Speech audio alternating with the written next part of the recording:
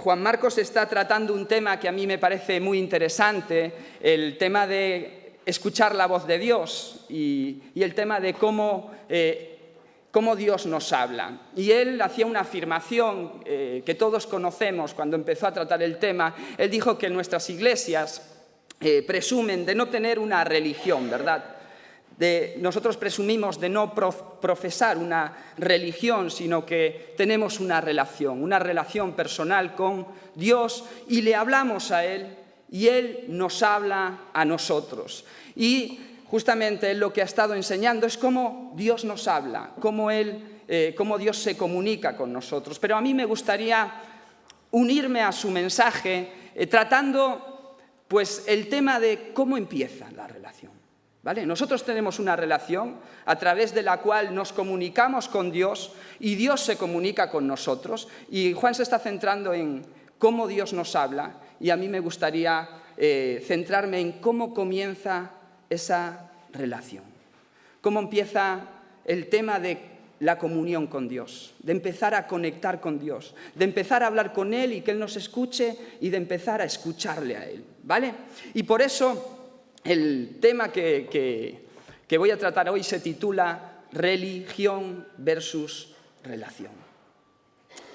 Esta semana teníamos una célula muy bonita en donde asistió por primera vez Marisa. Estuvo allí con nosotros, estaba muy contenta de estar con nosotros y ella hace unos meses que viene y está muy contenta. Y estuve hablando con ella y le dije, bueno, ¿y tú qué tal? ¿Qué ves en la iglesia? Me dice, me encanta la iglesia, es la iglesia de los besos.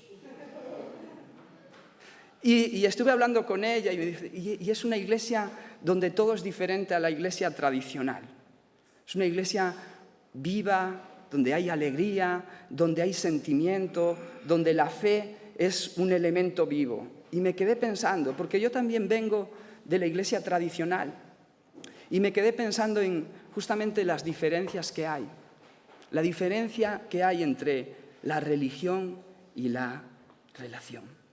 Que es una diferencia que se nota, pero que a veces pues obviamos o a veces olvidamos, sobre todo aquellos que hemos tenido ese contraste. Para tratar este tema me gustaría que juntos fuésemos a una parábola que se encuentra en el Evangelio de Lucas. A ver si tengo el pendrive ahí metido del mando.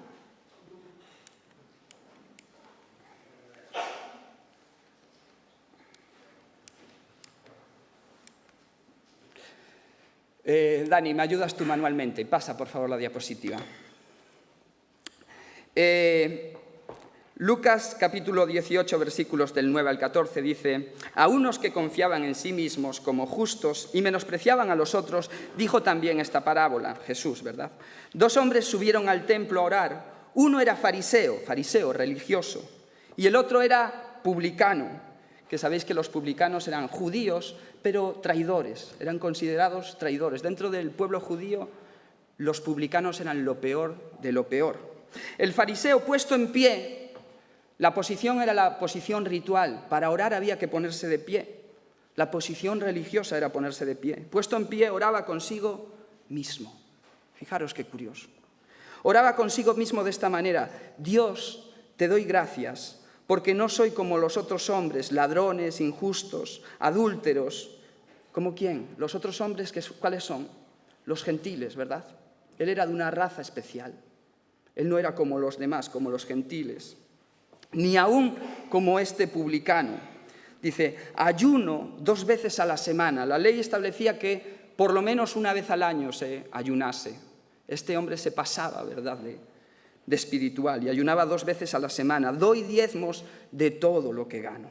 Mas el publicano, estando lejos, no quería ni aún alzar los ojos al cielo, sino que se golpeaba el pecho diciendo: Dios, sé propicio a mí, pecador. Y dice Jesús: os digo que este último descendió a su casa justificado antes que el otro, porque cualquiera que se enaltece será humillado, y al que se humilla será enaltecido. Realmente esta es una parábola increíble. Esta es una parábola que a todos nos debería de descolocar, ¿verdad? Es una parábola que nos menciona a dos personajes que a nuestros ojos no habría duda en cuanto a quiénes son. Primero tenemos a un fariseo que no necesariamente tendría que ser malo. Era un hombre que respetaba la ley, que respetaba a Dios. Era un hombre que cumplía con los rituales y cumplía con todas las actividades. Era una persona que cuando se ponía a orar sabía estar, sabía cómo debía de moverse, se ponía de pie, eso era el ritual, era así, lo cumplía ortodoxamente. Era un hombre que ofrendaba, que diezmaba de todo lo que tenía. Era el miembro ideal de iglesia, ¿sí o no? Un hombre que sabe vestir, que sabe estar, que sabe orar, que está comprometido, que no falla nunca, que viene a todo, que da más de lo necesario, que diezma todo. Es el hombre ideal. Por otro lado tenemos al publicano, y el publicano era poco menos que un delincuente, o más que un delincuente. El publicano había decidido traicionar a su pueblo para servir a los romanos. Trabajaba en la nómina del Imperio Romano. ¿No os parece chocante? Cobraba impuestos a sus hermanos, los freía a impuestos. Cobraba más de lo legal y de lo permitido. Se enriquecía gracias a sus hermanos. Y cuando decían que los publicanos eran unos miserables, no lo decían sin razón, lo eran. Y ellos sabían que lo eran. Por eso cuando se convierte el publicano dice, si a alguien he defraudado, le devolveré. ¿Por qué? Porque sabían que eran deshonestos. Ahora déjame preguntarte, si tú tienes estos dos personajes en la iglesia, si tienes por un lado allí en la esquina un delincuente que apenas viene a la iglesia, que apenas se reúne, si lo tienes allí en aquella esquina y tienes aquí al fariseo aquí delante, ese hombre religioso que sabe estar, y tú buscas a alguien que ore por un enfermo, ¿a quién le pides que ore?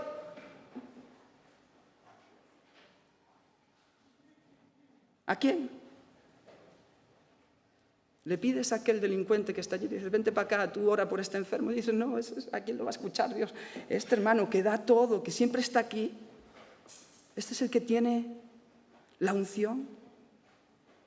Qué diferente ve las cosas el Señor a cómo las vemos nosotros. El Señor los ve a los dos orar, y lo que dice es, este que está orando tan religiosamente bien, está orando consigo mismo. Su oración no pasa del techo. Su oración no tiene ningún tipo de respuesta de Dios. Y de repente ve a aquel que está allí compungido y dice, aquel es el que recibe la respuesta, y aquel es el que se va a casa justificado. Qué tremendo, ¿verdad? Cómo ve las cosas de Dios. Dios ve las cosas totalmente diferente a nosotros. Y ahora yo me pregunto, ¿cuáles son los argumentos que esgrimía uno y otro para que uno realmente conectase su oración con Dios y recibiese la respuesta, y el otro nada de nada? ¿Cuáles fueron los argumentos que esgrimía uno y otro, verdad? Y para entenderlo necesitamos remontarnos rápidamente al tiempo del tabernáculo. Tenemos que remontarnos rápidamente a aquella época y reconocer el tabernáculo con todos sus 50 metros de largo, con 25 de ancho, con el lugar santo, ¿verdad? Y luego el lugar santísimo aún. Y cuando entramos en el lugar santísimo, allí era el lugar donde se daba la comunión con Dios. En el lugar santísimo era donde se manifestaba la presencia de Dios. En ese lugar era donde los hombres tenían plena comunión con Dios. ¿Qué había en el lugar santísimo? ¿Nadie sabe? El arca de la alianza, muy bien. Dentro del lugar santísimo estaba el arca de la alianza. Esto, si os acordáis de alguno de mis mensajes, si alguien lo recuerda, ya lo mencioné en otra ocasión. Dentro del arca de la alianza, ¿qué había? la vara, las segundas tablas y el maná. Y el maná que cayó del cielo. O sea que allí donde se daba la comunión con Dios, allí donde se establecía la relación con Dios, había una urna de oro que contenía las segundas tablas de la ley, el maná y la vara que reverdeció. Allí, dentro de esa urna, ¿qué significa esto? ¿Qué significa las segundas tablas? ¿Qué significa el maná? ¿Qué significa la vara que reverdeció? ¿Os acordáis? Las segundas tablas nos recuerdan que Dios liberó al pueblo de la ignorancia, le dio una ley, lo liberó de la superstición. César Vidal dice que la ley que Dios dio a su pueblo lo adelantó 5 siglos en el tiempo. Les dio instrucción, los facultó para saber relacionarse con Dios y para saber relacionarse unos con otros, para relacionarse respetuosamente unos con otros. Allí en la ley se establecía: no codicies, no robes, no mates. Los demás pueblos no tenían este tipo de ley. El pueblo de Israel fue bendecido por Dios a través de esas tablas. Dios instruyó a su pueblo, lo liberó de las supersticiones. Ellos ya no tenían que ir detrás de ídolos de madera, ni de piedra, ni nada de esto. Nosotros no tenemos que ir detrás del tarot, no tenemos que ir detrás de la bruja, no tenemos que ir detrás del cartomante, porque sabemos que hay un Dios invisible allí en el cielo que se comunica con nosotros a través de Jesucristo. Nos ha liberado de toda esa ignorancia y nos ha liberado de toda esa superstición, ¿verdad? Pueblos donde están muriéndose de hambre y respetando una vaca allí, ¿sí?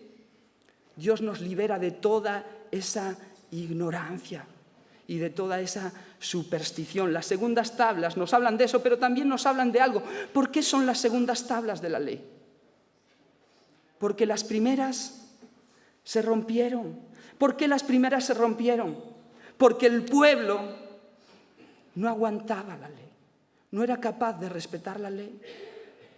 Moisés se fue unos días a la montaña y cuando volvió ya los vio habiéndose rebelado al Señor y adorando a el becerro de oro. Así que las segundas tablas de la ley lo que nos recuerdan es que el pueblo rompía la ley, aun siendo judíos, descendientes directos de las 12 tribus de Israel. Aun habiendo visto cómo el mar se abría, aun habiendo visto la nube de fuego ir delante de ellos, ellos se rebelaban contra Dios y ellos rompían la ley. Las segundas tablas nos recuerdan que la ley fue rota una y otra vez por el pueblo judío. ¿Qué nos recuerda el maná? El maná nos recuerda que Dios proveyó para los suyos, les dio de comer, ¿verdad? Hizo que sus vestidos no se desgastaran durante 40 años en el desierto. Dios hizo milagros hacia los suyos de provisión y los cuidó como un padre cuida a sus hijos. Nos recuerda eso, pero también nos recuerda otra cosa. Nos recuerda que el pueblo cuando estaba en el desierto murmuró contra Moisés y dijo: ¿para qué nos sacasteis al desierto? ¿Para morir de hambre? Y murmuraron contra Dios. Fueron ingratos con Dios. Allí en Egipto estaban esclavizados, comiendo apenas verduras, pepinos. Y en el desierto Dios les había liberado, tenían una vida en libertad. Y ellos dicen: ¿para qué salimos al desierto? La vida que teníamos en Egipto era mucho mejor. Y aquel maná, que era un milagro de provisión asombroso para el pueblo, ahora se convierte también en un recordatorio de que el pueblo escogido por Dios, el pueblo de Israel, se había quejado y había murmurado contra Dios. Eso está también dentro del arca. Las tablas, el maná y la vara. La vara de Aarón que reverdeció. ¿Qué nos recuerda esta vara? Nos recuerda que Dios le dio líderes que los introdujese, ¿dónde? En la tierra prometida. una tierra de abundancia, una tierra de la cual iba a fluir leche y miel. Dios los llamó para darles en la vida una meta, un objetivo, para darles un destino, para que labrasen, para que cultivasen, para que cosechasen, para que se realizasen. Para eso nos llamó el Señor. Él no quiere que caminemos con un vacío en nuestro interior, quiere que tengamos un propósito en la vida y para esto los llama. Pero en el camino, ¿qué pasa? Que el pueblo se rebela. ¿Os acordáis de la rebelión de Coré? Pues este es el episodio de la rebelión de Coré. Y el pueblo decide volverse atrás. Y decide no seguir marchando. Y decide no introducirse en la tierra prometida. Deciden montarse un plan alternativo. Deciden dejar de caminar por fe de acuerdo a la dirección de Dios. Y se rebelan contra Moisés y contra Aarón. Y entonces Dios tiene que establecer allí el orden. Y lo que dice es traer las varas de las 12 tribus. Y entonces traen las varas de las 12 tribus y les dice, dejadlas delante de mi presencia. La vara que mañana amanezca reverdecida, esa será la vara del líder que yo escogí. Y a la mañana siguiente, la vara que reverdece es la vara de Aarón. Y Dios dice, pon esa vara. Dios dice, pon esa vara en el arca. Dice, y dijo el Señor a Moisés, pon de nuevo la vara de Aarón ante el arca del testimonio, con el fin de que permanezca como advertencia para los rebeldes, de modo que dejen de protestar contra mí y así no tengan que morir. Pon la vara como recordatorio de su rebelión. ¿Qué había en el arca? 3 elementos: las tablas de la ley, el maná y la vara reverdecida. ¿De qué nos habla esto? De que el pueblo escogido por Dios, los descendientes directos de las 12 tribus de Israel, el pueblo que vio las maravillas de Dios como ningún otro lo ha visto sobre la tierra, ese pueblo no era tan santo, no era tan justo. Ese pueblo una y otra vez se rebelaba contra Dios. Una y otra vez rompía la ley. Una y otra vez era ingrato con Dios. Una y otra vez abandonaba los caminos del Señor. Y aquellos elementos que había dentro del arca recordaban que el pueblo estaba en deuda con Dios. Era un recordatorio de que el pueblo estaba en deuda con Dios por causa de sus pecados. Lo que recordaba era la condición del pueblo que Dios escogió. No era un pueblo tan santo ni tan justo como se podían creer. ¿Qué tiene que ver esto con la parábola? ¿Qué tiene que ver esto con la parábola que hemos leído? Vamos a ver, ¿puedes pasar, Dani? ¿Qué tiene que ver esto con la parábola, verdad? Mira, el primer argumento que utiliza la religión es su confesión. Déjame ver si puedo leerlo. La religión argumenta sobre su confesión de fe. La relación argumenta sobre su condición del corazón. La religión argumenta en base a su confesión de fe. La relación argumenta en base a su condición del corazón. ¿Qué es lo que dice el publicano? ¿Qué es lo que dice? Te doy gracias porque yo no soy, ¿qué? Pagano. Te doy gracias porque yo soy fariseo, porque yo soy hebreo, porque yo soy judío, porque yo me he educado en la ley. Te doy gracias porque yo soy de la casta. Te doy gracias porque yo he nacido dentro del pueblo escogido. Argumenta en base a esto. Mi religión es la pura, es la verdadera, es la que no tiene mancha. En base a esto argumenta. ¿Qué hace el publicano? Era judío también, pero él se golpea el corazón. ¿Y qué dice? Sé propicio a mí, que soy, ¿qué? Pecador. El publicano no argumenta en base a su confesión de fe. Argumenta en función a la condición de su corazón. ¿Sí? Y esto es de lo que nos habla la religión. La religión nos afirma en nuestra confesión, en nuestra religión, pero la relación se basa, se fundamenta en la condición de nuestro corazón. Nos hace reconocer que no somos ni tan santos ni tan justos, que muchas veces rompemos la ley, que muchas veces somos ingratos con Dios, que muchas veces abandonamos los caminos del Señor. ¿Os acordáis de Pablo? Todos estáis estudiando Pablo. Bueno, los adultos estáis estudiando Romanos y estáis estudiando el pensamiento teológico más fino y más puro de Pablo. ¿Es así? Bueno, yo quiero hacer un inciso aquí para aquellos que me hacen la broma con Pablo, ¿vale? Algunos lo sabéis, unos os estáis riendo por ahí. Sé que hay una bromita con Pablo y conmigo. Bueno, que sepáis que Pablo posiblemente no fue soltero, no era soltero, era viudo o separado. Así que si yo me quedo con él, primero tengo que lo tengáis en cuenta. Y eso se está grabando, ¿no? Pues hasta ahí me quedo. Pablo argumenta acerca de esto. En Romanos está hablando del pecado universal. Empieza diciendo que los gentiles son pecadores, que son muy malos. No hay duda acerca de eso. Ellos están fuera del pacto, están fuera de la ley. Todo el mundo diría que son unos blasfemos, que son unos herejes. Está diciendo todo eso y todo el mundo dice ok, pero luego dice que igualmente son los judíos, que igualmente ellos pecan, que igualmente ellos rompen la ley. Y para llegar a ese punto, en el capítulo 7, él empieza a hablar de su experiencia. Él era hebreo de hebreos y en cuanto a la ley, como fariseo, como el fariseo que tenemos en la parábola. Él era así. Pero cuando habla acerca de la ley, él dice, porque no hago el bien que quiero hacer, sino el mal que no quiero hacer, eso hago. Encuentro una ley en mí que con la mente quiero servir al Señor, pero los instintos me llevan continuamente al pecado.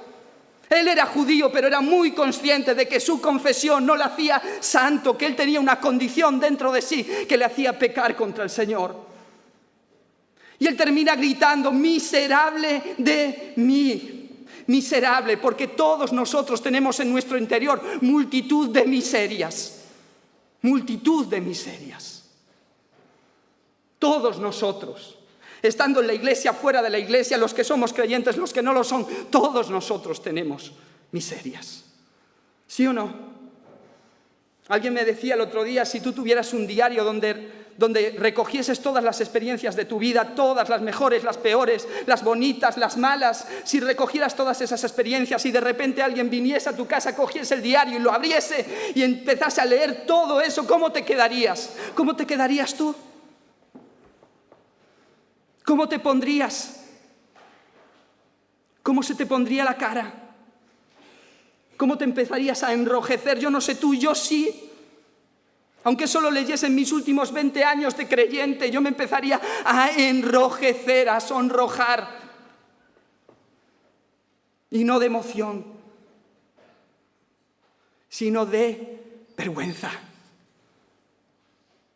Porque yo sé que en mi interior hay multitud de miserias. Y no es nuestra confesión de fe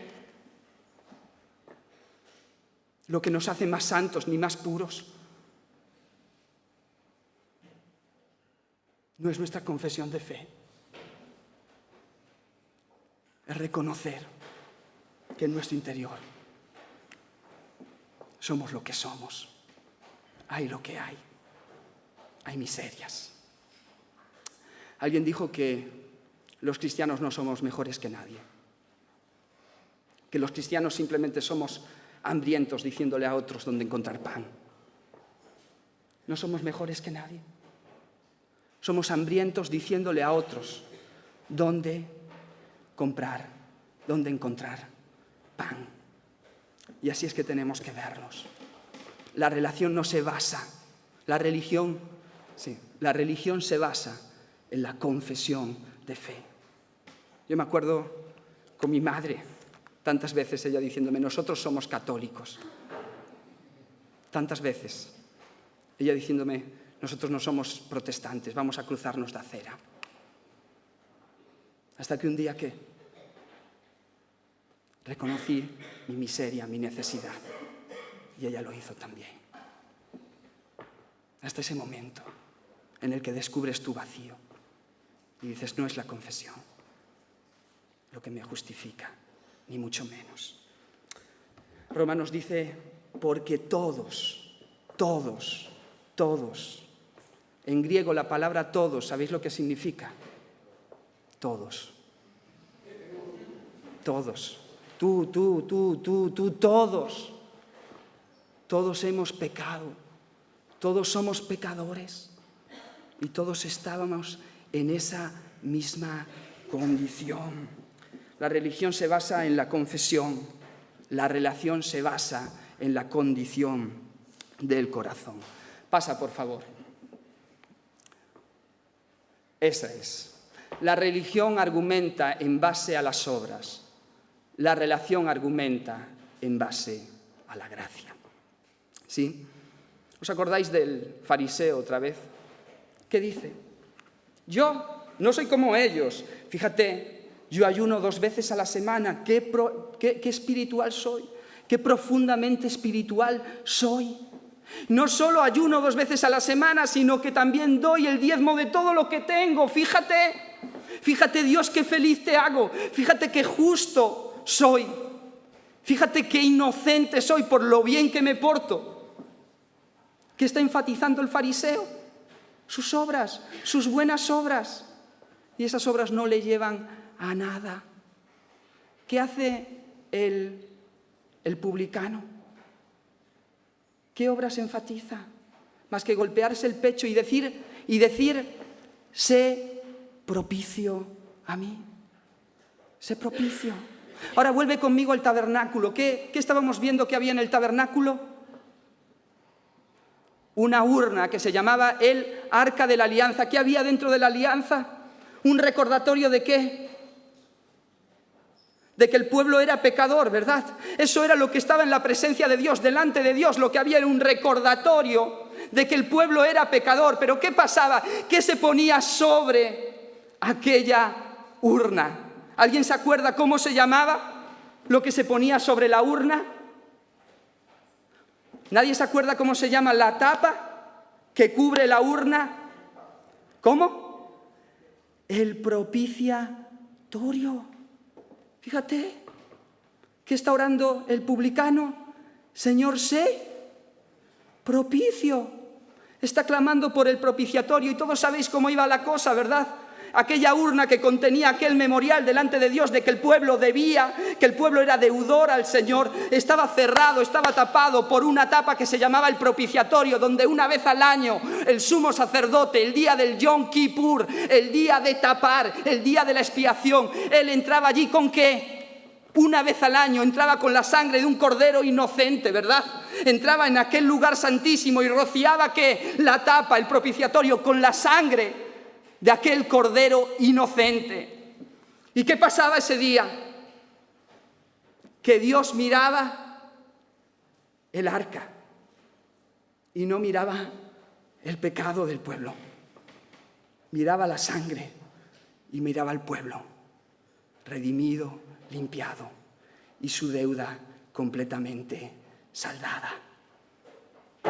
El libro de Hebreos nos habla de que esto que pasaba en el tabernáculo simplemente era una ilustración de lo que miles de años después ocurriría en el Calvario. Eso simplemente era una ilustración, era una imagen de lo que cientos de años, 1500 años después ocurriría en la cruz del Calvario. Allí en aquella cruz del Calvario, Jesús fue el Cordero inocente. Jesús fue el que derramó su sangre delante de Dios y por cada uno de nuestros pecados. Y es en base a esta obra y no a ninguna de las nuestras que somos limpios y aceptados delante de Dios.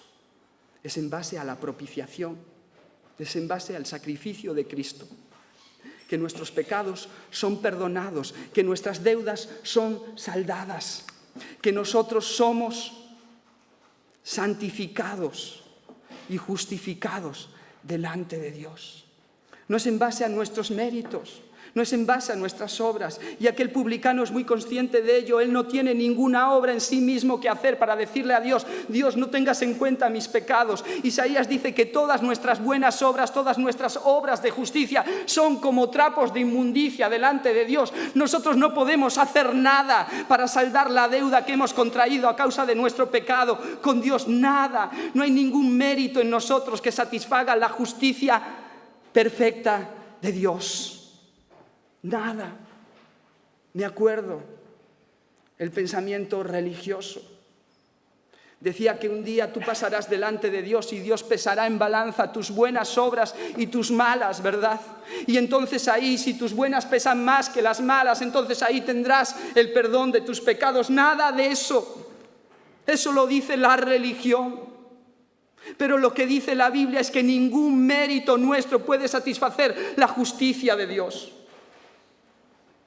Es por eso que Pablo dice que no... ¿Dónde estoy ahora? Pasa para atrás.